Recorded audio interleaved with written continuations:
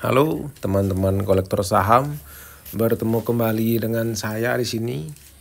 Kali ini setelah beberapa waktu libur membahas CDA, kita akan kembali membahas CDA ya, karena di 2 hari ini khususnya Kamis dan Jumat cukup bikin ya di kalangannya cukup bikin heboh sih di holdernya ataupun si pemerhati CDA.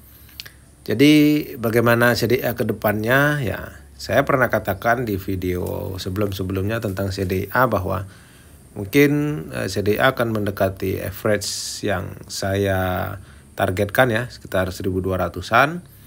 Dan ya sejauh ini masih dalam planning yang sudah dibayangkan ya.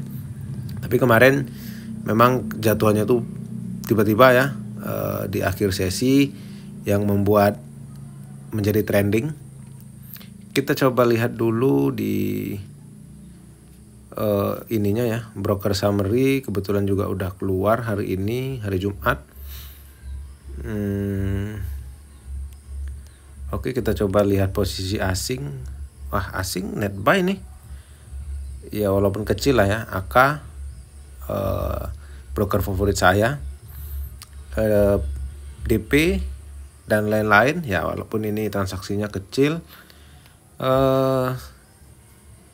Ya ini udah mulai variasi lah ya.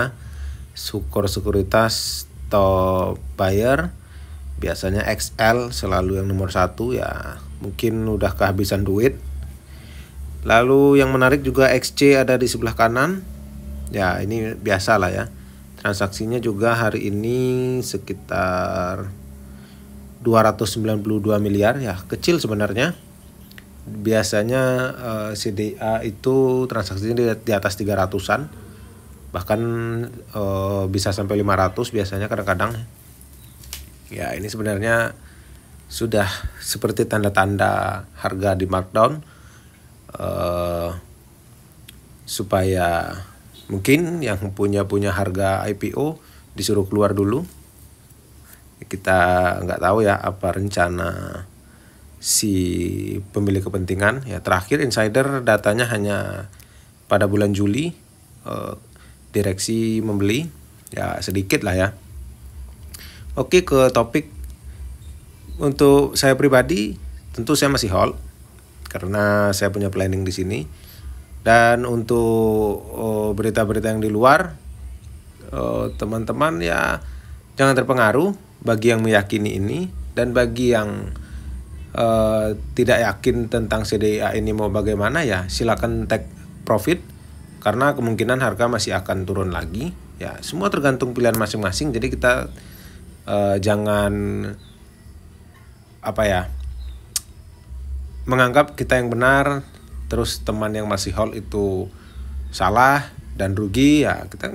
Kita berbeda ya, teman-teman juga. Bahkan saya punya kenalan, dia bahkan mulai cicil itu sejak kebongkar di bawah 1.800 ya, dengan pembelian yang cukup besar ya, miliaran.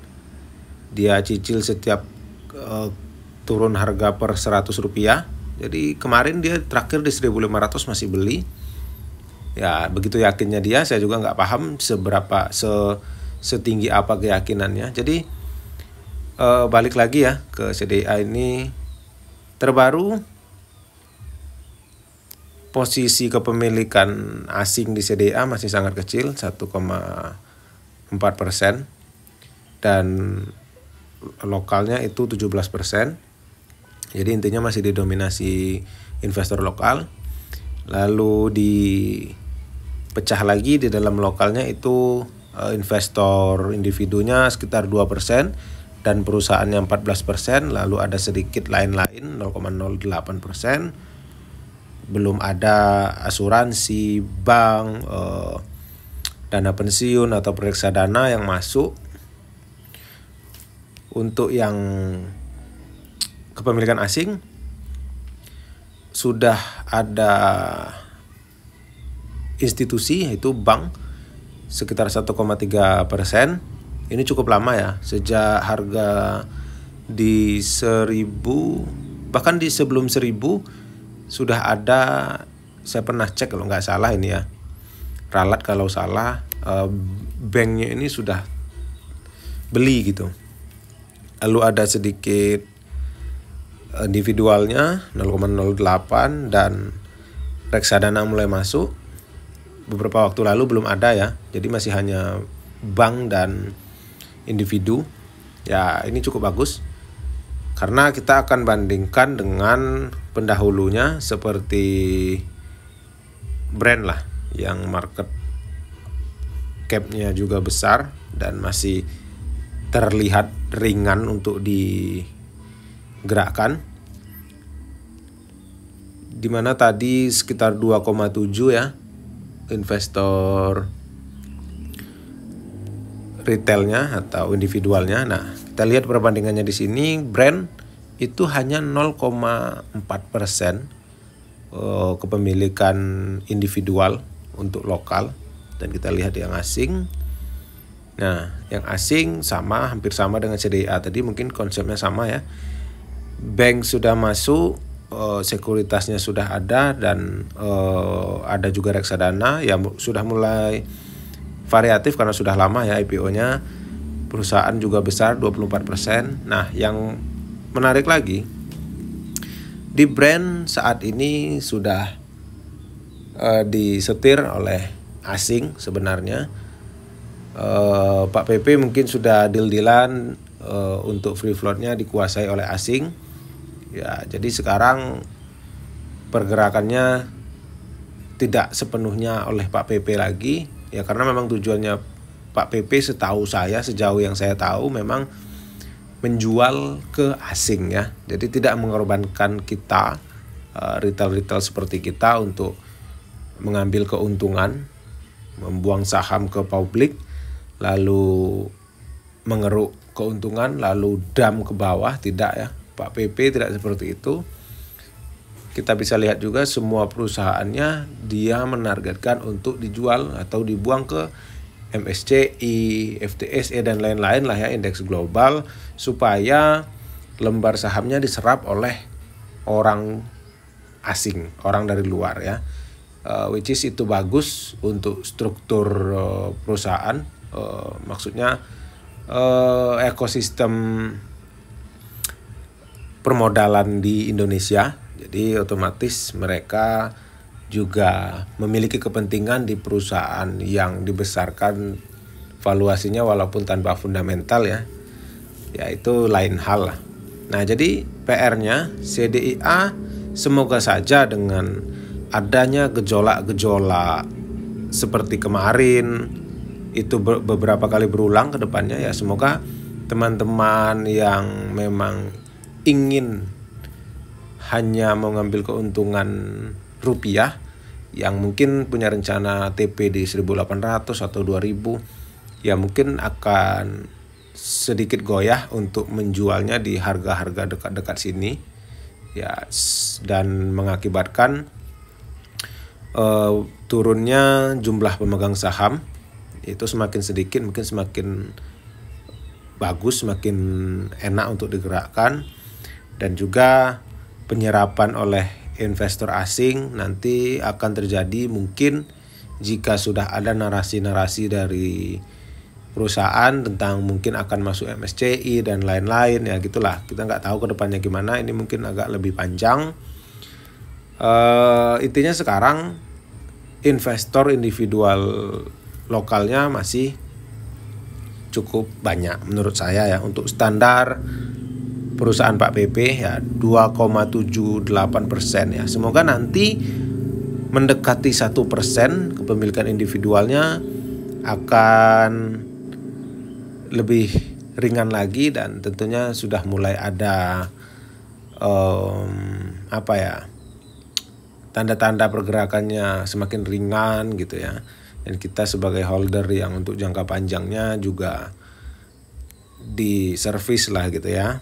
Jadi intinya sabar, percayai apa yang sudah direncanakan.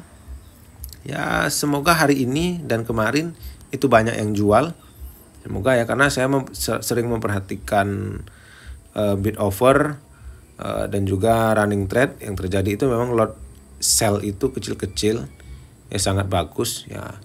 Misalnya saja kita katakan bahwa dari 363.000 yang tersisa ini, katakanlah satu SID itu punya 10 lot ya kan. Jadi jika penurunan jumlah pemegang sahamnya sangat drastis ya, tentunya itu akan hanya diserap oleh big money yang mungkin nanti ketika jumlah pemegang sahamnya hanya tertinggal sekitar 50.000 orang mungkin seperti brand gitu ya. Dan otomatis setiap SID-nya memegang lot yang lebih besar dibanding seperti yang sekarang ya, gitu ya, paham ya? Ya, itulah yang membuat saham itu strategis, saham itu menarik menurut saya ya, karena sekali lagi saham bukan hanya sekedar tentang fundamental, teknikal, mantul dan lain-lain gitu ya. Jadi secara sederhana memang harga saham itu ditentukan oleh supply and demand, mekanisme pasar seperti pada hukum ekonomi ya, itu tidak bisa kita bantah. Dan sekarang mungkin jika dinaikkan ya terlalu beresiko. Misalnya dinaikkan sekarang ke 2.000. Nah, si 3.000 orang ini tiba-tiba TP gitu kan ya. Ya tentu si market makernya juga sedikit kesusahan ya menanggulanginya. Jadi dia tidak bisa membuat rencana yang mereka selesaikan gitu. Oke ya, jadi itu saja mungkin ya, berdoa saja semoga semakin banyak gejolak seperti ini dan